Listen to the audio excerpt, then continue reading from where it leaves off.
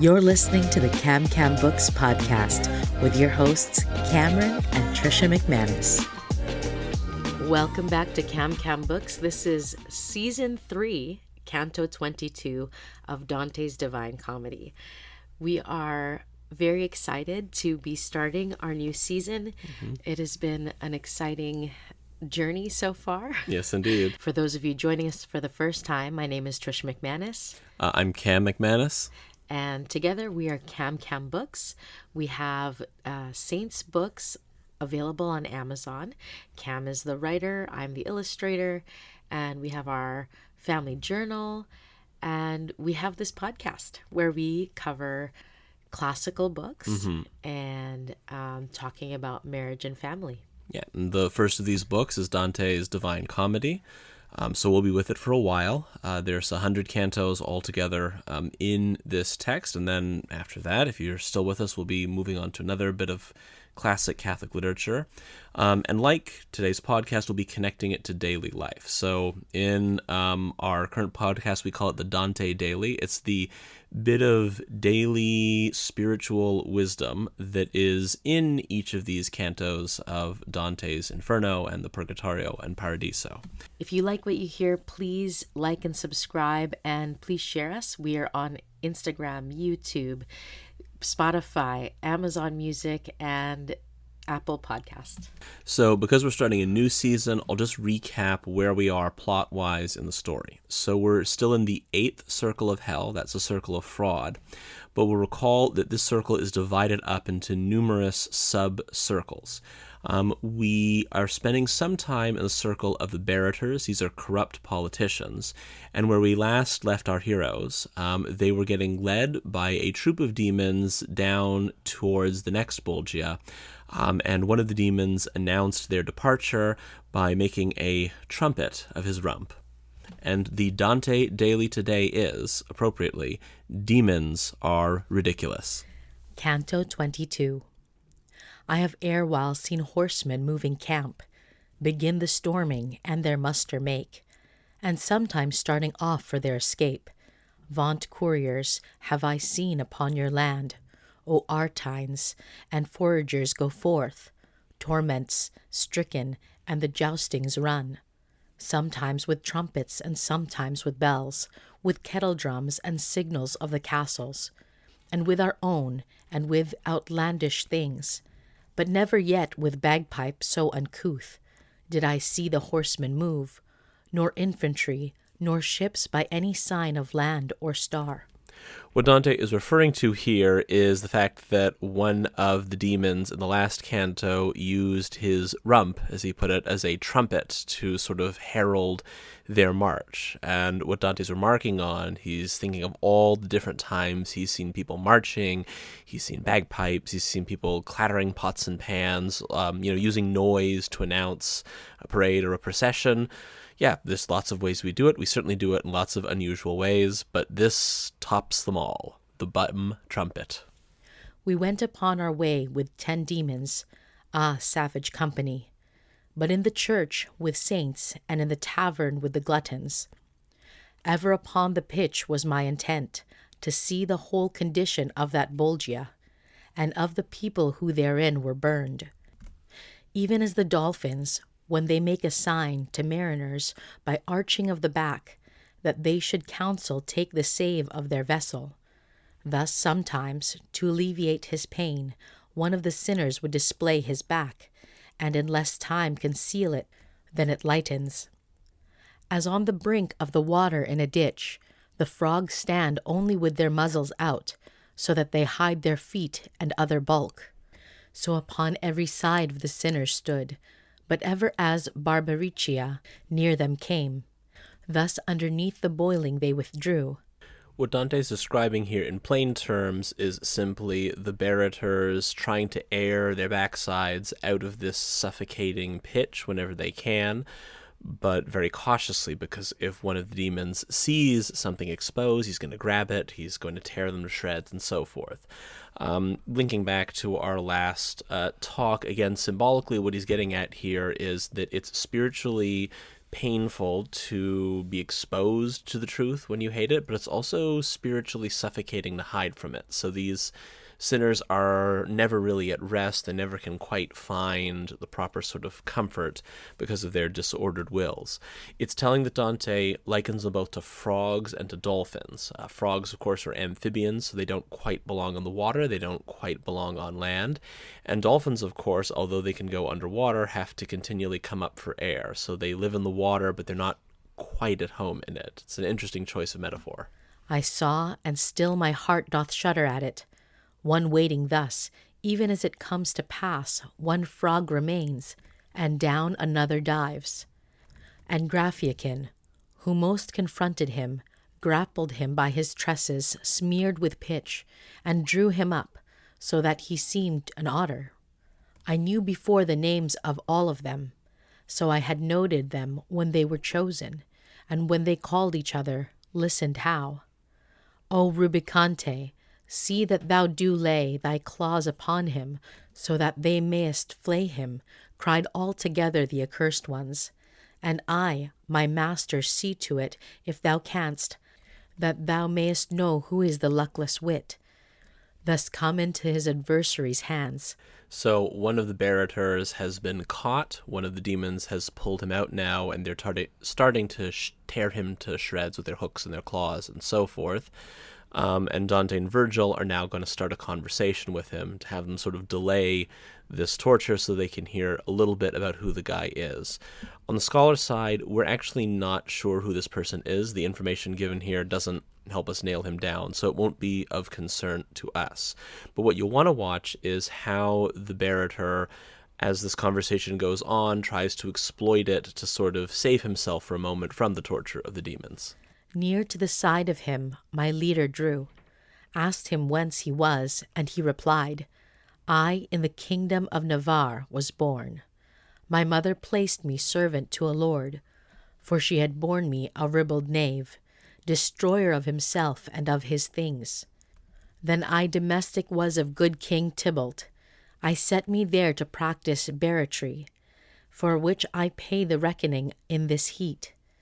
And Ciriato, from whose mouth projected on either side a tusk as in a boar, caused him to feel how one of them could rip. Among malicious cats the mouse had come, but Barbaricia clasped him in his arms, and said, Stand ye aside, while I enfork him. And to my master he turned round his head. Ask him again, he said, if more thou wish to know from him, before someone destroy him. The guide, Now tell then of the other culprits.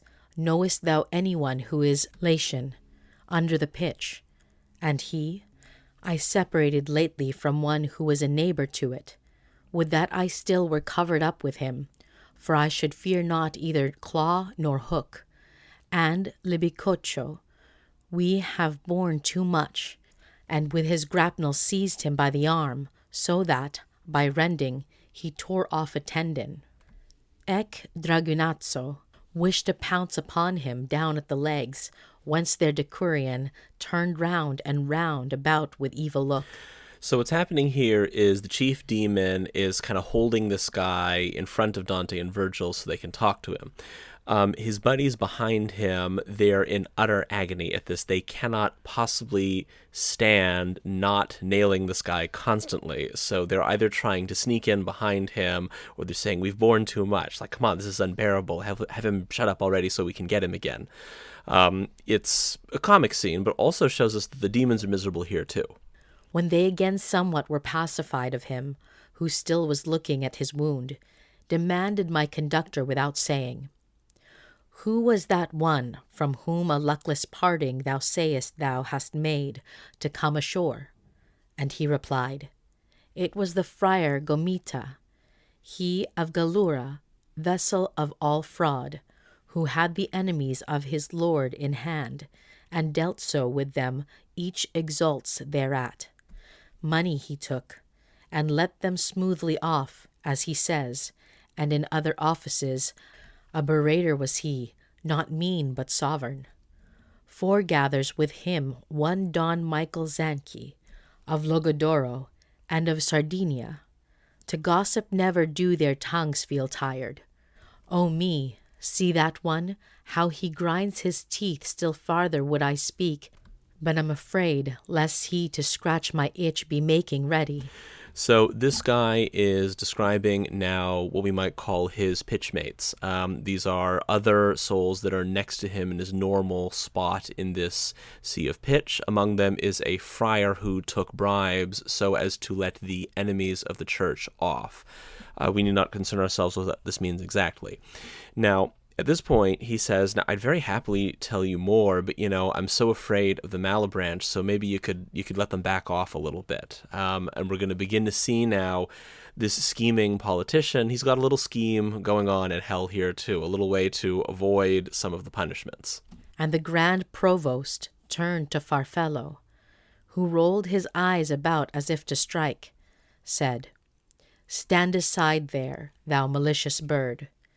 If you desire either to see or hear, the terror-stricken recommence thereon. Tuscans or Lombards, I will make them come. But let the Malebranche cease a little, so that these may not their revenges fear, and I, down sitting in this very place, for one that I am will make 7 come, when I shall whistle, as our custom is, to do whenever one of us comes out. Cagnazzo at these words his muzzle lifted, shaking his head, he said, Just hear the trick which he has thought of, down to throw himself. Whence he who snares in great abundance had, responded, I by far too cunning am, when I procure for mine a greater sadness. So what's happening here is a little complicated. What the Berator is indicating is something like this. He says, well, you probably want to talk to some more souls in this pitch.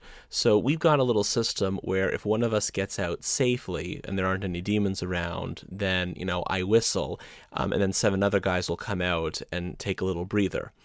So what he's saying is here, have the Malebranche stand far off, because if they're too close to the edge, these guys won't come out because they'll kind of sense them nearby. And then I'll go over, right up next to the shore and I'll whistle, and then you'll have 7 more and it'll be great.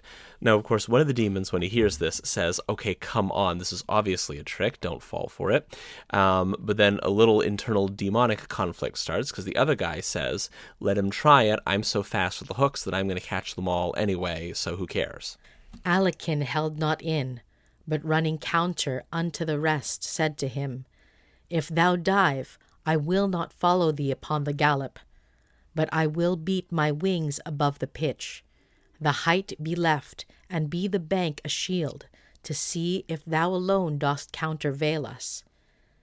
O thou reddest, thou shalt hear new sport, each to the other side his eyes averted.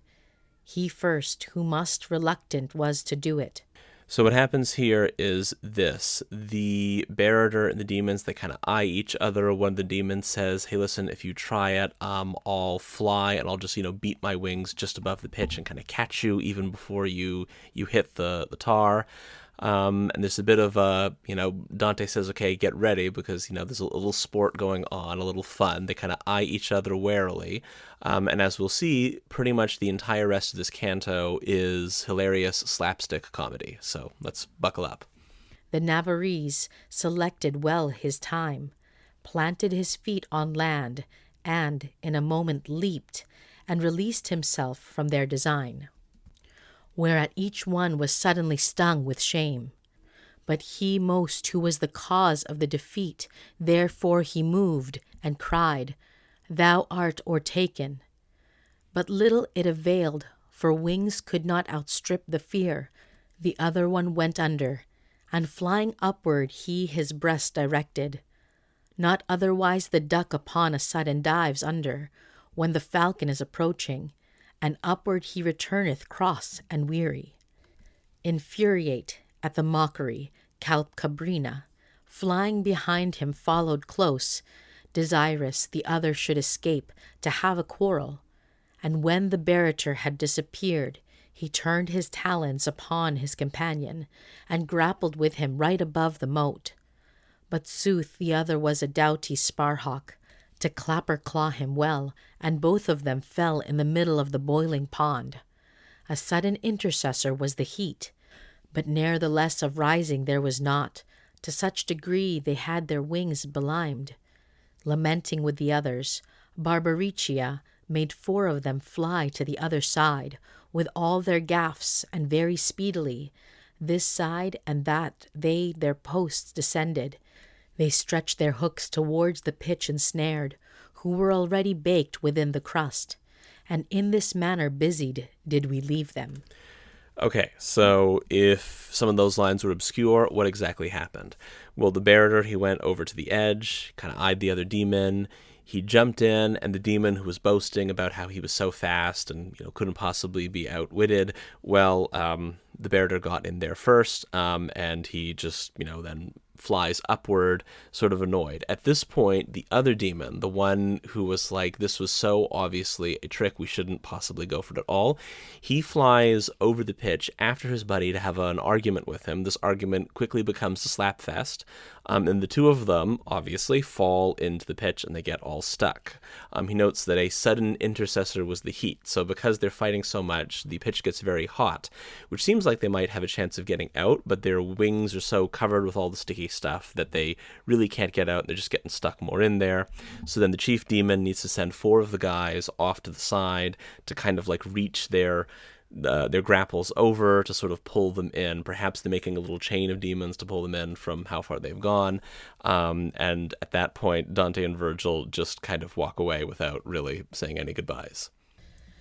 Okay, so the gesture, the silliness, the flatulence jokes, it makes a lot of sense. Right now I'm teaching a intro to theater course at Cardinal Kung, and I am often surprised at what I'm seeing, and we're going through medieval theater right now, and I showed the kids this clip of Oxford University doing the Creation play, and Satan shows up, at the very beginning, and he is complaining about having been stripped of his angelhood and farts in hell. Like, that was like a big moment, and I'm just like, what is that? Like, I honestly thought it was an artistic choice of the actor, and now realizing, like what you're saying, that there's so much of this silliness in medieval belief about demons,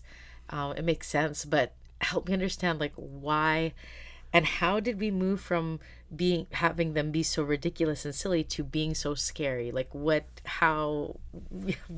does it come from? Wow. Okay. Yeah, gosh, in terms of, okay, if we want to start from the historical side of things, okay, this is, of course, just my own theories. I do think I'm right, but also I'm speculating majorly so. So I think we should talk about how we got to where we are, but then also I think we should circle back to the medievals afterwards to talk about, are they right, or are they just, like, really immature? Because you read some medieval comedies, and certainly the argument they're really immature is not hard to make. Or, I mean, like, okay, but yes, do so. But I am curious about, like, is it about being immature, or is it a stance they took to, one, contrast, a serious love for God and looking ridiculous, when it was very much like a, if you're upper class, if you wouldn't be so silly. And that's why I think of, like, jesters. Yes. I think of, like, no one really grows up and is like, I'm going to be a jester. That's like well, that was my lot in life. Yeah. Am I getting, I don't know. I'm throwing this out there. All right. Actually, okay, then I think it's going to be better to start with, first of all, why did medievals think demons were so funny? We have to understand first some ways in which this culture is very different from ours. That'll be helpful for us in the history part of it. So one thing is this. Really, no one in the medieval age doubted that demons or evil spirits existed. This is really hard for us to get, but atheism, as we understand it in the modern world, I mean, it probably existed somewhere, but it was, for most people, a theoretical thing. It's a bit like if I asked you to conceive of someone who thought that morality didn't exist and therefore they were justified in doing literally anything they want, and they actually lived that way and went around just killing people anywhere they saw them because who cares? you can understand such a thing, but no one knows anyone like this. And frankly, even when we do see people on the news killing others, you scratch the surface and you don't find quite that philosophy. You find something more like I was getting back at the world because people were mean to me, or I was trying to make money, Right. or I got some sick thrill out of it. It's usually more of a theoretical person. So atheism in the Middle Ages, at least in educated thought, like among educated people like Dante, it's like that. They understand the premises that would lead to it and how the thought would fit together, but none of them really think of this as something a real person thinks. Okay, so that's a side point. So demons are very real and very dangerous for them. Okay, but why then are they also funny? Well, at the risk of, doing a very unfunny thing and trying to define humor, I want to at least throw a little thing out there. It does seem to be an element in a lot of humor that you have some being or creature that perceives itself as very dignified. And that there's an enormous contrast between how that person or being perceives itself and its actual reality. So if we take something that you could just imagine, just like visual humor. Let's say you're watching like a short of, a cute little animal slipping on a frozen pond or something like this. Such videos tend to be funny. But almost always they're funnier with cats than with any other animal. And the reason, I think, is not just that cats are cute. It's because if you ever observe cats, they're very regal, right? They go around like they own the place. Nothing is more full of itself than a cat. So the thing is, although it's kind of funny, to watch like a puppy. Actually, I don't think it would be. If you watched a puppy do this, you'd just be like, oh, it's so cute, a poor little puppy. Because puppies don't really... There's no contrast between... Puppies aren't holding themselves high. It's just cute to watch it slip around on the ice. But if you see like a very poofy, fluffy cat, step onto the ice and then just, slide and start, going around in a circle and so forth, you tend to laugh precisely because it's so contrary to what the cat is. I think also, and I really hesitate here, there's a story from our own marriage, hon, that I think actually demonstrates this principle very well, and I cannot believe that I'm amazed that you are putting this out there in the world for anyone and everyone to consume, because when it happened, you said, don't tell anyone this ever. happened. But the problem is that, the teaching must come first, and this story really does, I think, actually perfectly demonstrate... How humble of you. Okay, no, not really. No, we're going to get the very opposite impression when we actually hear the story, and that's not like a second layer of humility. Okay. Trust me. Okay, I guess it's better if I tell the story, is it? Only because I think you're going to be in stitches if you attempt to tell it yourself, because that's usually... You're welcome. I think you're welcome to try, just so people can witness. My guess... We haven't planned this. My guess is she can get like 20% of the way through this story, and she is just going to laugh and laugh and laugh, and I'll have to take over. Okay. Let's see if you can do it. Okay, I'll try you. The short form. Okay, so we were on our honeymoon in Cuba, and it was the first moment that we had a little conflict. And I had said something, you were getting really bad sunburn, and every time I sprayed the lotion on you to heal you of your burns, you would flinch, and I just said it felt like ice. It felt like ice to you, but for me, I'm like, I don't feel it. I'm tan, so I don't, can't experience this the same way. And I just blurted out, when you flinch like that, it's not very manly. And you had just had it, so you can take over. I want to note for the record, she barely held it together through even that much of it. Like I could see it building. Okay, so then what I said was, I explained, I was very indignant. He was upset. I was upset, and then I explained, you're my wife, I'm a man. If other people question my manliness, like that's like, kind of upsetting. But like for you of all people, no, that has to be totally unquestioned. I said, just really... It's upsetting. It feels very masculine. I really just, I in the strongest possible terms, I condemn it. I think in this tirade... And I'm brushing my teeth in the bathroom, and he's in, like, the bedroom area. So I'm in the bedroom. Removing his shirt. Yes. And can I just... Okay. I should note. So the last thing I said before what she's about to describe was something like, it's very important that you see me as a man. At which point, he's taking off his shirt.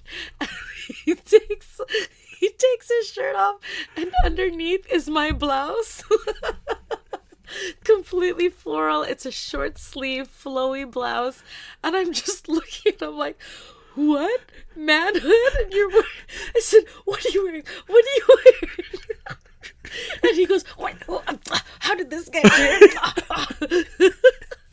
What happened was there weren't enough hangers in this hotel room, so we had doubled up shirts, and I guess when we went out that night, he had slipped on his shirt and my shirt underneath it. So I guess it was inside, and I didn't notice. It was just full out wearing it the whole evening. We went out to dinner. We went dancing. Yeah, like that was a long day. We had been actually out for like, I think since very early in the morning until like almost midnight. I was wearing this thing. See, God is so good. He knew that this would happen. He's like, let me just throw in some incredible humor and comedy for this couple who are about to have their first fight. Okay. I couldn't sleep that night. Yes, no, laughing. I know. And not tonight either, I'm quite sure, now that we brought the story up again, because this is the effect. Now, if we may direct our attention away from my bleeding dignity for just a moment, the actual point that the story makes, I think, is this. What is so funny about the story is not just a man wearing a woman's floral blouse, which is pretty funny, right? But what makes it even funnier is that the moment is discovered right as the man is very loudly and unpleasantly proclaiming his manliness and his dignity, and I am not to be mocked, and that sort of thing, right? My manhood is not to be questioned. Okay, so this contrast seems, I'm not going to say it's the definition of humor, because there's probably whole areas of humor that don't involve this, but certainly it seems to be involved in a lot of it. Now, let's look at what demons actually are for a second. And we have to take off our own feelings from them and just say, okay, objectively, are they in this situation? And I would say absolutely, and this is why demons are mocked in medieval culture quite appropriately. So first of all, we have to understand what they are. Because it helps? Because it helps? I think that is to misunderstand it altogether. They're not doing this necessarily for a utilitarian purpose. There's certainly perhaps like some benefit to mocking demons, sure, right? I mean, that's something because in there. Instead of fearing them, they see the silliness and don't want to follow suit. That's kind of what I was thinking. Yeah, I think there's some of that. However, I think the case I'm making here is that that would be almost like someone hearing our story that we just shared there and saying, oh, well, you laughed at him because you understood that laughing for him in that moment would be good for him. It would cause him to grow in the virtue of humility and so forth. And the thing is that you would say, well, I mean, yeah, those things probably happened, but also I wasn't deciding to laugh at it. It was just really funny. But you weren't trying to be awful. No, I wasn't. What I'm getting at is that I think the way a medieval would answer this would be they'd say, like, no, demons just are hilarious when you really understand what they are. Oh, I see. And certainly there might be useful purposes to laughing at them. Got you. But we would laugh at them even if there was no useful purpose. And I think here's why. Okay, so for this we need a little theology on what exactly demons are. So understand that Dante is a very visual sort of person, so he does not describe anything except what he wants us to see. But demons are not creatures with bodies like that. They're not actually like physical beings with bat wings and horns and so forth. That's a symbolic way of representing what they really are, which is basically intellects. So they are minds without bodies. That's the best way to understand them. That's what an angel is altogether. So the difference between an angel, a good angel, and a demon really is its attitude towards God. So good angels simply understand that God is in fact the highest good. They love him above all things, and then that is what makes them good angels. And that demons essentially refuse to accept God as the highest good, and they reject him, and that is what makes them devils. Okay, so let's go a little further here. So on the one hand, it's a very high sort of being, just in the natural order, right? Like it's higher than any animal just in terms of its natural powers. Fair enough. But what exactly do demons perceive themselves to be? Well, presumably, at least in Dante's thing, they perceive themselves to be these kind of like, eternal rebels against the forces of heaven. They're just days away from overthrowing the whole scheme and so forth. But what are they actually in St. Thomas Aquinas' theology, for example. Demons are not able to do anything except what God permits them to do, period. Second point, what God does in fact permit them to do are only actions that, perhaps indirectly, advance his plan. One thing that we'll see on the final judgment is that Satan not only didn't succeed at upending the grand scheme, he didn't even succeed really at thwarting God's plan at all. And then we might go a little further. Why exactly are the bad angels not good angels? Well, it's because they refuse to accept a concept that is objectively true and that much lesser beings, human beings, all over the world can understand. Even quite young human beings can be made to understand not just that God is the highest good, but why God is the highest good. And we've got all sorts of things interfering with our thinking processes and so forth. Mm-hmm. So in that sense, they are objectively ridiculous creatures in a ridiculous situation. It's why Padre Pio, who was beset by demonic harassment. Well, for example, there's an anecdote that one night when he was waking up, he heard this sort of scratching sound on the floor of his room. Seems like very much he's starting up some horror movie or something like this. And apparently what he said was he looked over, realized it was the devil, and said, "Oh, it's just you, Bluebeard. I thought it was someone important." And then he rolled over and went back to sleep. Mm-hmm. And the thing is that was, it's not just that he's a saint. I mean, that's objectively correct, because it's not as though Satan is some highly interesting brooding figure. Ooh, why did he possibly? I think sometimes in Catholic circles we're like, but why did the demons reject God? They must have some incredible reason. Maybe it's just because they're stubborn to a comic extent. The thing is that really there isn't any, once you understand what God is, it's pretty easy to see why he must be the highest good. Maybe they really don't have a good reason. That seems to be what the medievals thought, and it's why they've got Satan, after being stripped of his angelhood and his grace and his glory, cracking a big fart before he jumps into hell. Mm-hmm. Because they're like, this was the best creature in all of existence except for God, and he decided to throw it all away because he thinks that in doing so he's even better, which makes him objectively ridiculous. Now, I know that in this discussion, no one's actually going to laugh at any demons, so that was not very funny altogether. And a lot of humor is about our emotions. So it might be worth talking about why we don't still have this. Why, for example, fart jokes don't seem... I mean, let's be honest, as a culture, it's not like we're past fart jokes. We're not too grown up for them. They totally appear in our comedy all the time. But they don't appear in connection with demons, really. No. And it might be worth considering why not. So I think first we have to look at a text that comes Milton. So he's writing a few centuries after Dante. He writes a poem called Paradise Lost that I think some readers will have heard of. Mm-hmm. And this, I think, is the most famous serious Satan. Now, I want to note here, I am not denigrating all the non-medieval stuff. What I'm trying to describe is what caused the shift. Some of it is just responding to changes in the culture. So it's not like, oh, this is all better than what we have, and we should, stop taking demons so seriously and start putting some more fart jokes in our horror movies. That's not the point of this. But we do want to understand how we got to where we are. So Milton's Satan is very much not a comic figure. He is a tragic anti-hero, as some have said. The reason for this, I think a lot of scholars get wrong. Essentially, Satan is put in the same position that one of the heroes of the Greek epics, figures like Theseus and others who sort of defiantly stand against all odds. They're going to fight for what they believe in, even if that means defying the very gods themselves.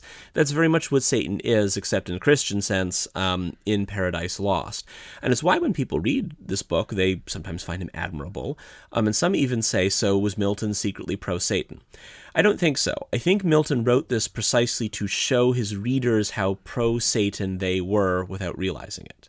Because these pagan figures were very much admired, and what he was trying to get at is that a lot of what we admire in these heroes is the story of Satan, right? We admire defiance to the end, never changing your mind no matter what happens, and so on. And what he's getting at is that, the reason that this is so appealing to us is because we've got sin in ourselves too. We've got a bit of pride ourselves, so we admire these prideful rebels, but that doesn't make them necessarily good figures. So in any case, this depiction of Satan is massively influential.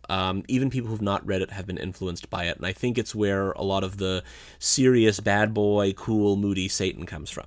Okay. If we look at another modern text, the Screwtape Letters, is written in the 20th century by C.S. Lewis. This actually combines elements of both. The demons are serious in one sense, right? Like we talk about their serious threats to us. C.S. Lewis really wanted his culture to take demons seriously. Yeah. But Lewis was also a medievalist and really knew medieval culture, and he actually masterfully puts some comedy in there too. Those who've read the story might recall that at one particularly dark moment where Screwtape is really getting worked up about how disgusting this woman that his patient has fallen in love with is and how awful these Christians are. At that point, the letter cuts off. And then his secretary says, I've had to take over for Screwtape because he got so angry that he transformed into a giant centipede. This usually lasts for about 8 hours or so. And he wishes to report to you that although some people might think this involuntary centipede transformation is some sort of a curse, in fact, it's really just a sign of a higher intellect and mind and so on. So the thing is, Lewis pulls it off. And because he is emotionally connected to the modern world, because he is a modern, he's actually able to tell jokes we'll really laugh at, whereas we don't laugh at the medieval. Right. I think because we just don't live in that world, right? It's so many jokes are you had to be there, right? And I think that's true historically. So I think Milton had reasons for writing what he wrote in his age. He felt that people were admiring these pagan figures too much. They needed a wake-up call. Lewis, similarly, is writing to people who don't really understand what demonic activity in their life looks like, so he needs that wake-up call too, but he's got the humor in there. What I want to talk about now is horror movies, because in horror movies, demons are absolutely serious business, but they're also super common in them. Does this just mean that we're not cool medievals anymore and we need to get back to it?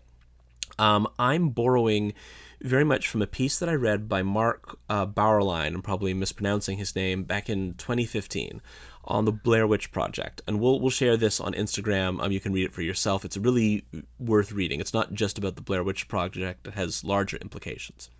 Okay. He notes, why exactly do people like horror movies like this, in which, everybody just encounters this evil force and awfully and tragically dies? It's hard to see the appeal. What he notes is that in that movie, and I would argue in most horror movies that feature demons, I'm thinking of things like the Paranormal Activity series. I think Nefarious has this a bit. The Conjuring series has this a little bit. The protagonists are scoffers. They are absolute pure scoffers. They're too cool for everything. Nothing is sacred. They feel absolutely in control of their situations. All that supernatural stuff. Only idiots believe in that sort of thing. And then, of course, the movies are about how these ideas are upended, and then we see them totally powerless in the face of these awful things, and then usually tragically and horribly killed or led to other worse fates. What Mark Bauerlein in his piece on the Blair Witch Project was saying is that there's an element of us that actually sees a bit of justice in this. We see these people are not sufficiently reverent when it comes to the supernatural, and part of us wants to see that punished. And although it's at a subconscious level, you don't want to overstate it, that is, I think, some element of the satisfaction that we see in demons in modern horror movies. And by modern here, I'm talking about ones that I watched when I watched horror movies. I'm not absolutely up to date on every new one.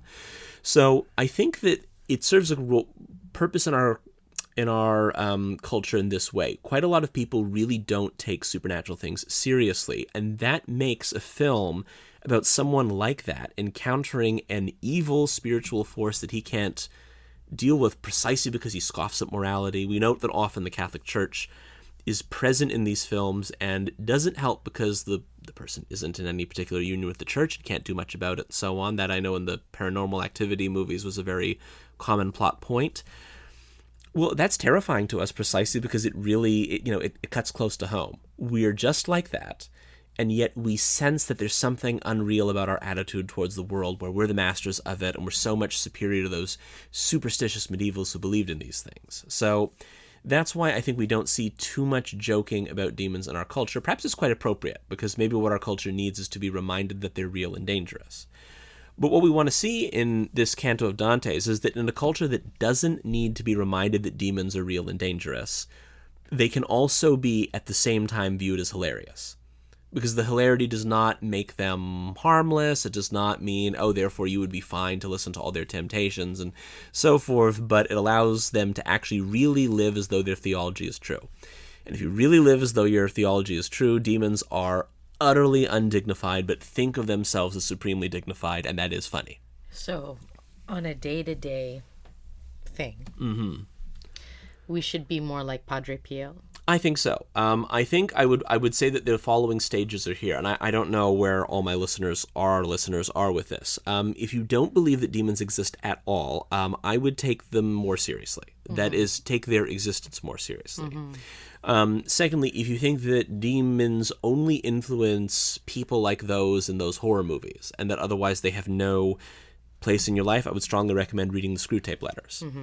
It's not that possessions and exorcisms and things don't happen. They absolutely do. But I think it happens even in smaller ways. Absolutely, yeah. Those are the exceptional cases. In the ordinary cases, it's, there's nothing spooky happening. It's simply thoughts that you're letting into your head, right? But I would say thoughts that come into your head. That come into your head unbidden and so forth. A vision. Yeah. Seeing something that, not that's not there, but it just, is a temptation. But once you've gotten that far, like once you don't feel ridiculous saying the St. Michael prayer 5 or 6 times a day, like whenever such a thought comes to you, this is a practice of my own and I strongly recommend it. Once that just is normal, right? That's almost like housekeeping. It's not, oh, I'm so silly. Angels isn't that all too much. Once you've kind of gotten over yourself, then you can take Padre Pio's attitude. Because then when you really, once you are not, giving yourself over to them, once you're actually maintaining yourself in a state of grace, you're really trying to give your life to God, you're really trying, yes, failing sometimes, but trying to live a good, virtuous life the best you can, really trying to love our Lord above all things, then you can, when you actually look at the theology, you can say that, our Lord has already won. I mean, he's already supremely won totally. And these things that have already lost and will just go on losing forever and ever and ever and ever, but, still hold themselves up as these, great superior beings, they are quite ridiculous. Okay, so I'm hearing balance. Take it seriously. Know that they exist. Yeah. That they are real, but don't take them so seriously that you're more afraid of them than your own sin. Precisely. Yeah, I think that's a big one. And I think that's actually key, because that's precisely what was going on for Padre Pio. What the demons wanted was for Padre Pio to be so afraid of them that he would stop doing all these prayers, these penances, Dante and Virgil. Like if you read about his life, that's actually they weren't just bothering him just for the sake of it. They were bothering him, and they would, in some cases, explicitly tell him, we'll leave you alone if you stop doing this stuff. You don't even have to start sinning. You just have to do less of this holy stuff because you're kind of mucking up our game here. Yeah. And then for Padre Pio, he said, well, then I'm just going to laugh at them. Like, of course I'm not going to stop. They want you to be discouraged and give up. Yeah. And say, whenever I'm pursuing God, I remember having a young person under my care, and her lament was, every time I try and get closer to God, the devil just attacks me harder. And I said, what a compliment. Yeah. You must be doing something right. But she said, but I don't want that. It's icky. I don't want to be near that. So I'd rather just walk away. So I said, you'd walk away. You'd rather walk away from God than to pursue him despite everything else. What do you think then you're really choosing? Indeed. Actually, that dovetails really well with a comment I remember. I watched this interview with an exorcist, and one of the questions he was asked is, what do you say to people who say things like, oh, well, I do lots of things that the church wouldn't approve of. I live a life, I guess you would say, of sin, but none of this weird stuff ever happens to me. So what's going on? And he says, he's like, I've been asked that many times. And he said, and what I say is, listen, I don't mean this to sound insulting or anything. But the devil will certainly leave you alone if you're already doing exactly what he wants. Eesh. Okay. On that note, do you have a song or something funny to end on here? Well, I've got a couple of real groaner dad jokes about demons. All right. Here's the first one. You ready? Yes. Okay. How do you turn a demon into an angel? How? You scare the hell out of them.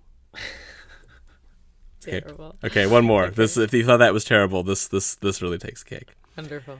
How do you keep demons away? How? Exercise regularly. Okay, on that note, everybody, the main takeaways are demons are ridiculous, but take them seriously in the sense that they do exist. So be wise to them. Read things like Screwtape Letters, a really great movie that my spiritual director has recommended to me, but yet I refuse to watch, is Nefarious. I might also recommend for horror movie fans, we're going to share on Instagram Mark Barline's piece about the Blair Witch Project, which has much wider implications for other horror films. And we usually share on Instagram some art. So Dorays is very much serious business. Yeah. We're going to throw in another one to give you an example of how demons were frequently the butt of jokes in medieval art. Times. Okay, but can you quickly just say what is Mark Barline's main points about the... So in the Blair Witch Project, what he's getting at is that quite a lot of us, without understanding it, are going to these horror movies that have a demonic element, not just for that, but because what we want to see is irreverence punished. That nearly always the plot of these movies is that these people did not take the spiritual world seriously. They were too cool for everything.